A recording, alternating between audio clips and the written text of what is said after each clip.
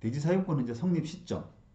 지금까지는 이제 대지사용권이 뭔가 이런 부분에 대해서 우리가 이제 좀 그림을 좀 그렸었고, 이제는 대지사용권이 그러면 그 언제쯤 성립한다는 거냐.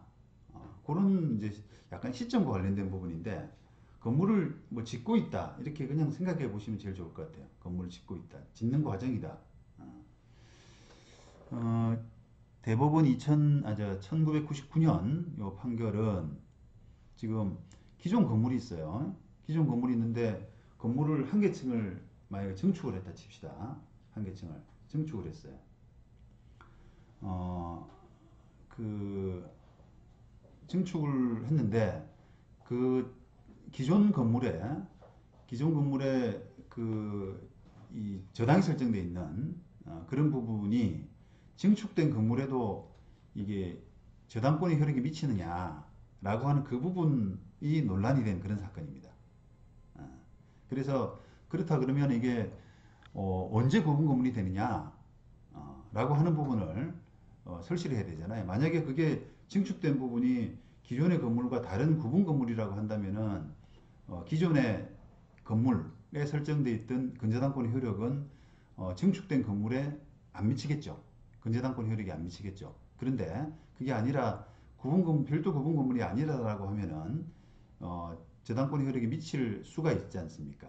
그래서 이제 그런 부분에서 법원이 판단할 때, 야, 그럼 구분 건물이 언제 구분 건물이 되는 거야? 라고 하는 그런 부분을 이제 설치를 했는데, 한 동의 건물 중 구분된 각 부분이 구조상, 이용상 독립성을 가지고 있는 경우에 그 각 부분을 한 개의 구분 건물로 하는 것도 가능하고, 아니면 그 한 동 전체를 한 개의 건물로 하는 것도 가능하기 때문에 이를 구분 건물로 할 것인지 아닌지 하는 그 여부는 특별한 사정이 없는 한 소유자의 의사에 따라서 결정된다. 이렇게 했어요.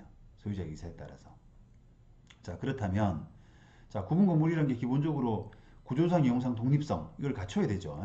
그것뿐 아니라 and 구분 행위라고 하는 다시 말하면 건물을 구분 소유권의 객체로 하려는 의사표시, 요거를 이제 구분 행위라고 하는데, 그런 구분 행위, 구조상, 이용상, 독립성, 구조상, 이용상의 독립성 플러스 구분 행위가 있어야 된다 이렇게 했어요. 그래서 이 사건에서는 소유자가 기존 건물에 증축을 한 경우에도 증축 부분이 구조상, 이용상의 독립성을 갖추었다는 사유만 가지고는 구분 소유권이 성립된다고 보기는 어렵다. 이렇게 했죠. 왜?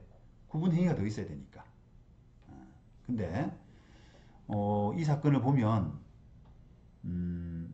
소유자가 결론적으로는 구분 행위가 없었던 것으로 보인다라고 판단한 거예요. 왜냐? 소유자가 기존 건물에 맞춰진 등기를 이와 같이 증축된 건물의 현황과 맞추어서 한 동의 건물로서 증축으로 인한 건축물 표시 변경 등기를 경유했기 때문에 그런 거예요. 이걸 별도 건축물을 만들어서 했다면 구분 행위가 있었다라고 해서 아마 그 별도의 구분 건물로 인정이 됐을 텐데, 이 소유자는 기존 건축물에다가 표시 변경 등기를 해서 면적을 좀 사이즈를 늘리고 층을 늘리고 하는 그런 표시 변경 등기를 지금 갔단 말이죠. 그러니까 그곳은 이 사람이 그냥 구분 건물로 안 하고 전체를 한 동의 건물로 하려는 그런 의사표시 아니었겠냐, 그렇게 해석하는 것이 합당하다, 이렇게 판단했습니다. 자, 그렇다면 지금 대법원 판례에서 구분 건물의 성립 요건으로 구조상, 이용상, 독립성, 그 다음에 구분 행위, 이렇게 이제 이해를 해야 되거든요. 먼저 이제 구분 행위부터 좀 보시겠습니다. 자, 그러면 구분 행위가 뭐냐라고 하는 거, 그 다음에 그 건축물 대장에 등재되고 또는 등기부에 오르고 하는 부분하고는 어떤 관계냐, 요런 이제 논의인데요. 그 일부에서 지금 전원합의체 판결이 나왔습니다만, 일부에서는 이 전원합의체 판결이 나오기 전에는 좀 구분 행위가 있었느냐 없었느냐 이런 부분에 명확한 그런 판단을 위해서는 건축물 대장이나 등기부 등재가 반드시 있어야 된다. 라고 그런 입장이 있었습니다.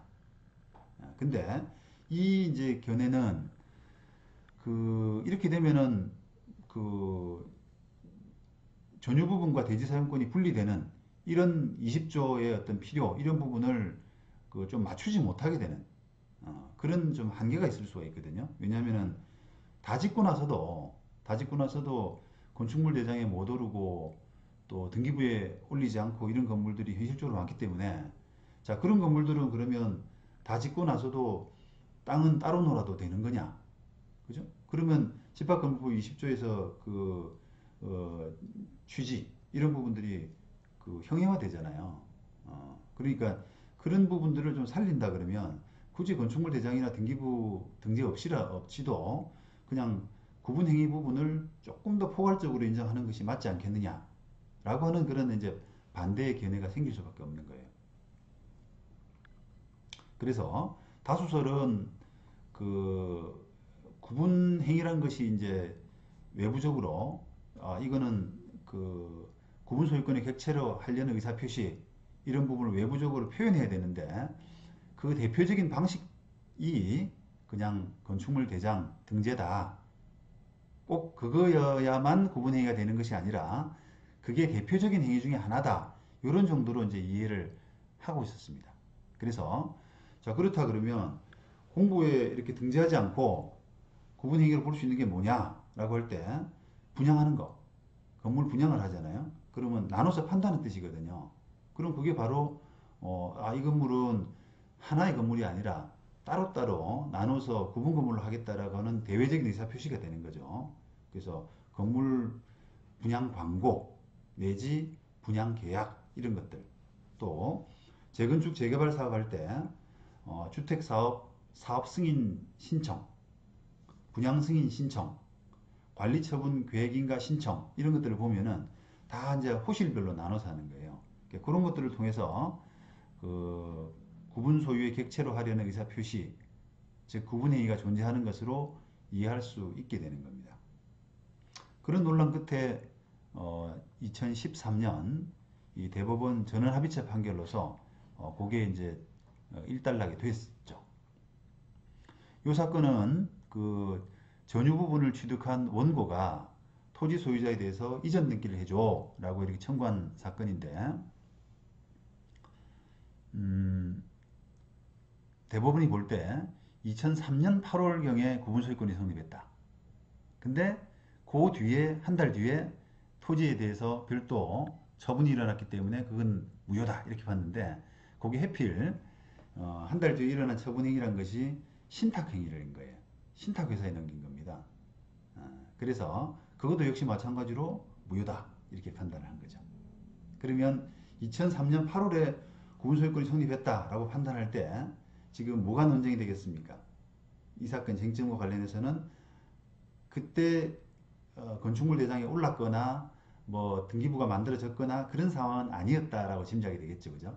그래서 이 대법원 판결은 그때 비록 이제 건축물 대장이나 등기부에 등재되지 않았다고 하더라도 이런 용도로 봐서 다 완성이 된 시기가 2003년 8월인데 그렇다 그러면 그때 구분소유권이 성립한 것이다.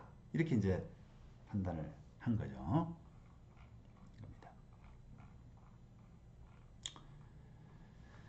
자, 그 38페이지 윗부분인데요.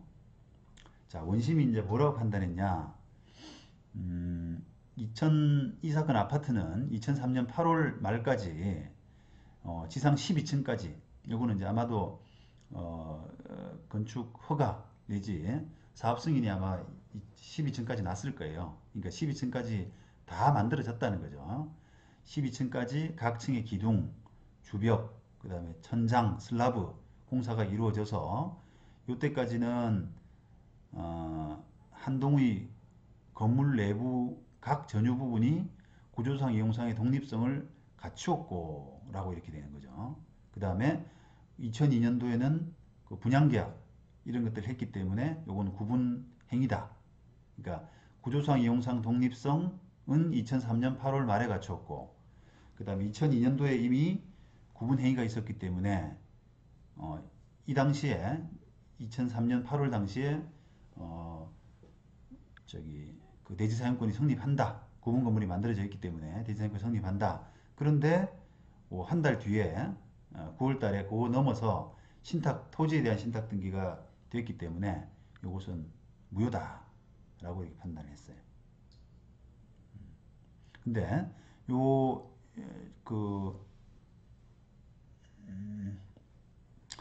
원심은 대법원은 그렇게 판단했는데 원심은 뭐라 그랬냐면 사실관계는 어쨌든 지금 똑같이 인정을 하면서 당시에 아파트에 관해서 그 건축물 대장의 구분 건물로 등록이 이루어지지 않았다. 그러니까 그 당시에는 구분 소유가 성립하지 않았다라고 본 거예요. 그래서 2003년 9월에 이루어진 신탁행위 이 부분은 유효한 분리처분이다라고 이렇게 판단을 했죠. 원심이. 근데 그거는 잘못됐다라고 이제 법원이 본 겁니다. 여기 이제 전원합의체 판결이기 때문에 소수 의견이 당연히 있는데요. 요거 소개에 앞서서 전원합의체 판결을 한번 여러분들이 한번 이해해 보실 필요가 있는데 어떨 때 전원합의체 판결을 하느냐 뭐 여러 가지가 있습니다만 제일 대표적인 게 그 대법원은 이제 소부란 게 있어요. 소부 전원합의체 판사 대법관들이 다 모여서 하는 그런 전원합의체 판결이 아니라 세 사람이 모여서 하는 소부가 있는데 대법관 세 사람이 사는 거죠. 그 어떤 한 사건에 소부에서 주심이 있고 주심 대법관이 있고 그 다음에 나머지는 그 주심 대법관이 아닌 이제 대법관인데 그 세 사람이 그 한 사건의 결론을 두고 결론을 맞추기 위해서 토론을 합니다. 의견을 맞추는 거죠. 그래서 그 의견이 세 사람이 다 공이 맞춰지면은 전원합의체부로 보내지 않아요. 전합이라 그러는데 전합에 보내지 않고 그냥 소부에서 판단이 이루어집니다. 그런데 그 소부에서 한 사람이라도 이제 의견 일치가 끝까지 안 된다라고 하게 되면 전원합의체로 가는 거예요. 그분이 결국은 반대했던 분이 결국은 다수설 소수설은 이제 누가 될지 모르죠, 그죠? 만약에 세 사람이라 그러면 두 사람은 어떤 A설을 하고 한 사람은 B설을 하는데 A설이 나중에 전원합의체 판결 가서 다수설이 될지 B설이 다수설이 될지는 알 수 없으나 반드시 소수설이 나눠지게 되는 거죠. 그러는 이제 구조로 이게 대부분 전원합의체 판결은 거의 대부분 전부 이렇게 말씀드리긴 제가 좀 애매한데 어쨌든 거의 대부분은 다수설과 소수설이 항상 있어요. 왜냐하면 끝끝내 그 소부에서 끝끝내 그 토론을 하다가 나는 절대 그 두 사람 의견에 동의 못해 라고 하는 사람이 생겨서 전화비서로 보냈기 때문에 그렇게 될 수밖에 없다는 거예요. 구조가. 그래서 그게 이제 소수 의견이 한 사람일 수도 있고 두 사람일 수도 있고 뭐 세 사람일 수도 있겠죠. 그런데 어쨌든 이 소수 의견은 왜 그러면은 소수 의견이 결국은 뭐겠어요? 구분 행위는 구분 소유권 성립은 그 건축물 대장이나 등기부에 올라야만 구분 행위가 있다. 이렇게 이제 해석을 해야 된다는 겁니다. 왜냐? 이게 구분 소유권은 물권인데요. 물권인데 이런 법률 관계는 이해 당사자들이 쉽게 인식할 수 있도록 좀 명백하게 해주는 것이 좋다는 거예요. 근데 구분 소유권이 성립해서 건물과 그 대지인 토지가 일체화되는 시기하고 일체화된 법률 관계의 내용을 명확하게 정하는 것은 거래 안전에 매우 중요한 의미를 가진다. 그래서 그런 점에서 명료한 기준 설정의 필요성이 강력하게 요청된다라고 이렇게 이야기를 한 거예요. 그죠?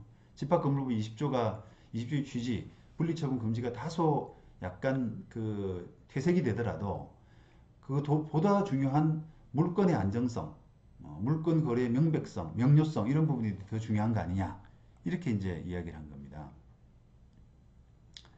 그래서 이런 구분 행위는 그런 부동산 물권 변동에서 요구되는 등기에 준할 정도로 명료한 공시 기능을 갖추는 것이 반드시 필요하다. 그래서 건축물 대장의 등록은 그런 면에서 요건이라고 해야 된다. 라고 하는 어떤 부분입니다. 그래서 단순히 뭐 건축 허가를 신청하거나 분양 계약을 하거나 이런 부분들은 구분 소유권 성립하고는 영향이 없다라고 해석을 하는 것이 옳다는 거예요. 그런 정도고요.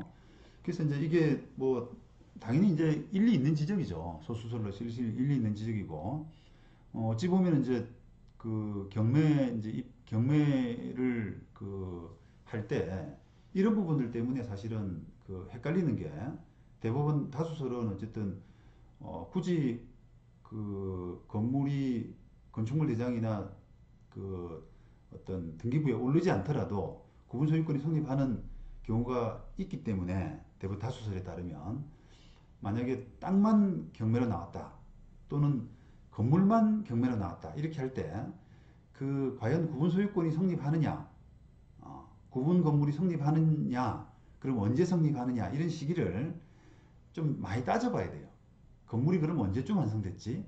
그러면 건축물 대장이 없다. 만약 그러면 그거를 뭐 항공사진으로 좀 이렇게 살펴본다거나 탐문을 한다거나 별도 이런 노고들 굉장히 복잡한 어떤 그 탐문, 리서치 이런 것들이 이제 필요할 수밖에 없는 거죠. 왜냐면 공부상에 올라와 있지 않더라도 어느 정도 완성이 된, 거의 완성이 된 그런 단계에서는 구분 소유권이 성립하거든요. 그래서 어쨌든 그게 이제 뭐 경매를 할 때 또 묘미이기도 하고 또 어려운 점이기도 하고 그게 이제 딱 어떻게 보면은 1 더하기 1 이래서 2 이렇게 하면은 너무 이렇게 쉽고 그 뭐 전문가의 능력이 발휘가 안 되잖아요.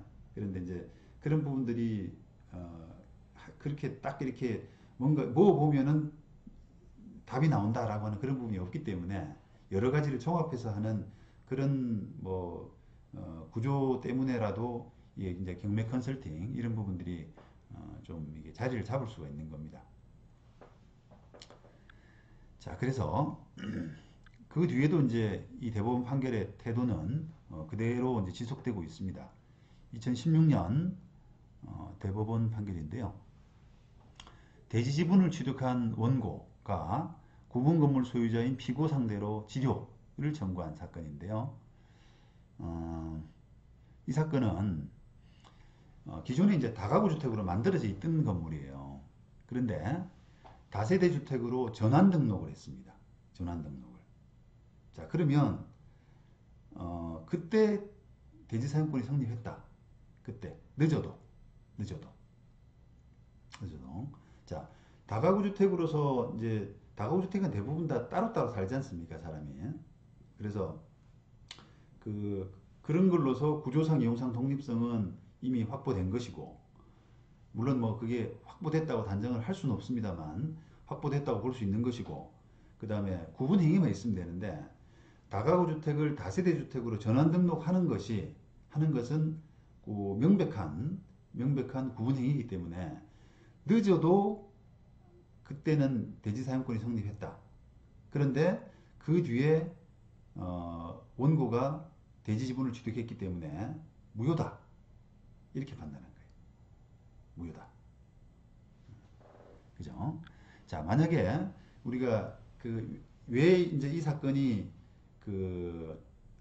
그런 아까 전원합의체 판결, 그러니까 굳이 공부상 등재가 없더라도 구분 소유권이 성립한다라고 하는 그런 판례라고 볼 수 있냐면, 만약에 그 소수설에 따르면 그때서야 비로소 판결을 쓸 때요, 대지사용권 성립은 다세대 주택으로 전환 등록한 시점에서야 비로소 성립된다 이렇게 판결을 써야 될 거 아니겠어요. 그런데 판결 이후에는 늦어도 그 시점에는 대지사용권이 성립한다 이렇게 했단 말이죠. 그죠? 뉘앙스가. 그러니까 그 전에도 성립할 수 있지만 늦어도 그때는 확실히 성립하는 것이다 이렇게 판단을 했기 때문에 지금 그런 전제를 깔고 있다라고 보시면 되겠어요. 그 다음에 40페이지 2016년 대법원 판결입니다. 요거는 이제 본소가 그 공유물 분할, 또 반소가 뭐 소유권 이전 등기 말소인데요. 이 대지 지분을 취득을 했어요. 원고가. 대지 지분 취득하고 나서 이 사람이 그 대지 지분에 대한 그 다른 공유자들 상대로 공유물 분할을 청구했네요. 그러니까 다른 구분 소유자들이면서 그 아마 그 구분 소유자들이자 아마 그 대지 지분을 그 아닌가 아니구나. 구분 소유자 피고가 그 이 대지 지분 취득이 그 구분 소유권 성립 이후의 취득이어서 무효다. 그러니까 지분 이전 등기를 말소해야 된다. 이렇게 이제 반소를 제기했습니다. 자, 원심은 여러 가지 정황으로 볼 때 원고가 대지 지분 취득할 때 이미 구분 소유권이 성립을 했다. 그래서 원고 지분 취득은 무효다. 이렇게 판단을 했는데 대법원은 그렇지 않다. 라고 해서 파기환송을 했어요. 파기환송을. 왜 파기환송을 했냐? 그러면 원고가 대지 지분 취득할 때는 아직은 구분 소유권 성립하지 않았다. 이렇게 판단한 거 아니겠습니까? 이게 이제 어떤 경우냐면 앞서 우리가 지금 조금 전에 본 그 대법원 판례는 다가구 주택으로 있다가 다세대 주택으로 전환 등록을 했지 않습니까? 그러면 그 전환 등록을 할 때는 구분 행위가 명백하게 나타나잖아요. 그런데 이 사건은 그런 전환 행위는 없어요. 전환 행위는 없고 그냥 그 단독주택을 그러니까 법률상의 단독주택입니다. 다가구 주택처럼 그런 그 단독주택, 다가구 주택을 각자 개별적으로 사용해 왔던 거예요. 등기상으로는 그냥 지분으로. 뭐 A가 3분의 1, B가 3분의 1, C가 3분의 1 이렇게 해가지고 땅도 3분의 1씩, 건물도 3분의 1씩 이렇게 가지고 사실은 각자 쓰는 공간을 각자 쓰는 각자 팔고 그 공간을 팔고 이런 식으로 이제 사용은 분명히 그 따로따로인 것처럼 해서 그런 것들이 다 이루어져 왔지만 그 어떤 계기로 해가지고 땅만 한 사람의 땅이 어긋난 겁니다. 건물만 가고 땅은 따로 나오고 이 땅을 원고가 취득한 거죠. 그래서 원고는 유효하게 취득했다라고 하고 근데 그 아마도 이 사건 피고는 그 땅에 해당되는 건물을 갖고 있는 사람일 거예요. 어떤 호실 하나도 아니죠. 그러니까 호실은 없죠, 그죠? 등기부상으로 없으니까. 이 사람 입장은 다 따로 쓰고 별개로 구분되어 있고 하기 때문에 이거는 그 우리가 따로 쓰고 뭐 전입신고도 그렇게 했대요. 또 이유를 보시면 전입신고도 뭐 문패대로 문 앞에 현관문 표시대로 101호, 102호, 103호 이렇게 돼 있다면 그 101호, 103호, 103호대로 전입신고를 계속 해왔다는 거예요. 따로따로. 그러니까 그런 부분이 외부로 표출된 구분행위가 아니냐. 그 구분행위가 아니냐라고 이제 주장을 했던 거예요. 근데 원심은 그걸 받아들였고 대법원은 안 된다. 이렇게 한 거예요. 왜냐? 신중해야 된다는 겁니다. 이게 명백하게 분양을 여러 사람 상대로 분양을 하고 그 다음에 또 그 광고를 하고 그 다음에 또 뭐 그런 그 건축물 대형 허가 신청을 하고 이런 것들은 괜찮은데 그냥 각자들이 알아서 써온 이런 부분 가지고는 조금 명백하지가 않다는 거예요. 그러면서 결국은 대법원 입장에서는 대법원은 집합건보 20조가 구분 건물이 성립하기 위해서는 굳이 뭐 건축물 대장이나 공부 등재 같은 것은 필요 없다고 하더라도 좀 더 뭔가 명료한 이런 구분 행위는 더 필요하다라고 이렇게 이 태도를 취하고 있는 거죠. 그래서 그런 뉘앙스를 스탠스를 가지고 여러분들이 판단을 하시면 되겠습니다. 자, 43페이지가 되나요? 판결이 깁니다.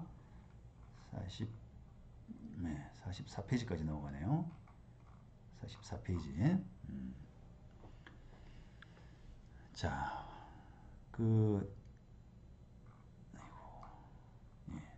결국 원고가 요 토지 중 요 지분을 매수해서 소유권 이전 등기를 마치기 전까지 8세대나 되는군요. 8세대의 각 호실에 관해서 구분 소유권이 성립했다고 볼 수 없고 이렇게 해서 취득이 무효라고 볼 수는 없다. 이렇게 이제 판단을 한 겁니다.